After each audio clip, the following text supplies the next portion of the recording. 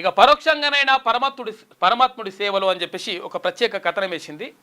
అయితే చాలామంది ఇప్పుడు ఏం చేస్తున్నారంటే దైవ దర్శనానికి వెళ్ళాలి, తర్వాత తిరుపతికి వెళ్ళాలి, లేకపోతే యాదగిరిగుట్టకి వెళ్ళాలి, ఇంకా లేకపోతే భద్రాచలం వెళ్ళాలి, ఇట్లా అని చెప్పేసి అనుకుంటే వాళ్ళకి టైం కుదరదు, తర్వాత రకరకాలుగా ఇబ్బందులు ఉంటాయి. ఇక ఎట్లా మరి అక్కడ పోవడం ఎట్లా, టైము అంత టైం కేటాయించిన 2 రోజులు 3 రోజులు పట్టొచ్చు అంటే అక్కడికి పోవడము ఉండడము తర్వాత ఇదంతా కూడా ఉంటుంది.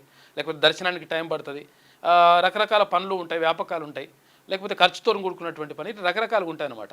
దీనికి ప్రత్యామ్నాయంగా ఏం చేశారంటే పరోక్ష దర్శనం, పరోక్షంగా పరమాత్ముడి సేవలో ఉండొచ్చు అని చెప్పేసి ఈమెయిల్ దాని ఏమంటారు ఇక్కడ నుంచి అర్చనకు డబ్బులు చెల్లించవచ్చు, ఆన్లైన్లోనే సేవలు తీసుకోవచ్చు, ఆన్లైన్లోనే ఎక్కడ ఇది అభిషేకము తర్వాత అవన్నీ కూడా చేయొచ్చు అంట. అట్లా అవన్నీ కూడా చేయొచ్చు అని చెప్పేసి పరోక్షంగా దేవుణ్ణి కొలవచ్చు అని చెప్పేసి ఒక ప్రత్యేక కథనం వేసింది ఈనాడు దినపత్రిక.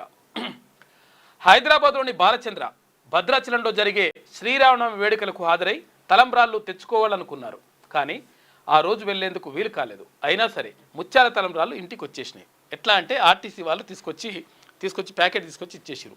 మన దగ్గర కూడా ఉన్నాయి తలంబ్రాళ్ళు, కొంతమంది మిత్రులు తీసుకొచ్చి ఇచ్చిండ్రు అక్కడి నుంచి. ఇక శ్రీనివాసరావు ఉద్యోగరీత్యా విజయవాడలో ఉంటున్నారు. తన పెళ్లి రోజు సందర్భంగా సింహాచలం వరాహ లక్ష్మీ నరసింహస్వామి ఆలయంలో నిత్య కళ్యాణం చేయించుకోవాలనుకున్నారు. అయితే సెలవు దొరకపోవడంతో సింహాచలం వెళ్లే పరిస్థితి లేదు. అయినా సరే ఆయన అదే ఆలయంలో అదే రోజు నిత్య కళ్యాణం చేయించుకున్నారు. ఇదంతా మన దేవాలయాల్లో ఉన్న పరోక్ష సేవలతో సాధ్యమైందంట. ఆలయానికి వెళ్లే అవకాశం లేని వాళ్ళు, వేరే జిల్లాల్లోనో రాష్ట్రాల్లోనో విదేశాల్లోనో ఉంటున్న వాళ్ళు ప్రధాన ముఖ్య ఆలయాల్లో వివిధ పూజలు పునస్కారాలు ఇవన్నీ నిర్వహించుకోవడానికి ఆన్లైన్లో అవకాశం లభిస్తూ ఉంది. ఇక్కడ నుంచి డబ్బులు చెల్లిస్తే, మనం ఆన్లైన్లో చెల్లిస్తే అక్కడ నుంచి మనకు తలంబ్రాళ్ళు వస్తాయి, ఏది ఆర్టీసీ నుంచి తలంబ్రాళ్ళు వస్తాయి, లేకపోతే ఏది ప్యాకేజీలలో అంటే మన ఇవి ఉంటాయి కదా పోస్టు ద్వారా కూడా మనకు తలంబ్రాళ్ళు వస్తాయి. ఇట్లా రకరకాలుగా ఇట్లా జరుగుతూ ఉంది అని చెప్పేసి ఒక ప్రత్యేక కథనం వేసింది ఈనాడు దినపత్రిక.